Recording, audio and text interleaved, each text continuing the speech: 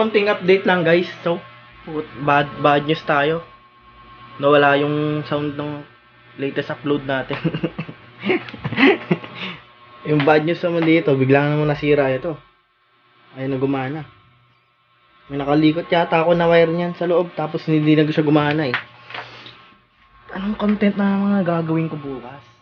Hindi ko na alam.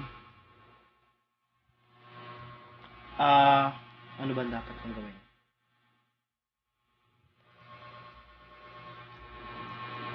Nakita nyo?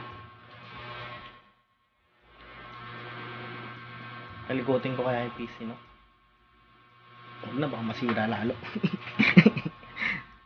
Malaki na naman yung gagastusin ko, guys.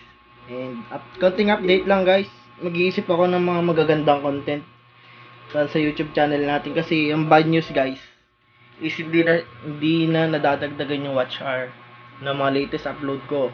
Kasi 7 months yata akong nawala dun sa sa pag-upload ng mga video, and di ko alam kung aantayin na lang yata matapos itong taon na to bago mag-count ulit yung mga video ng watch hour. So baka antayin ko na lang siguro end itong year na to, tapos mag-upload na ako ng sunod-sunod na video.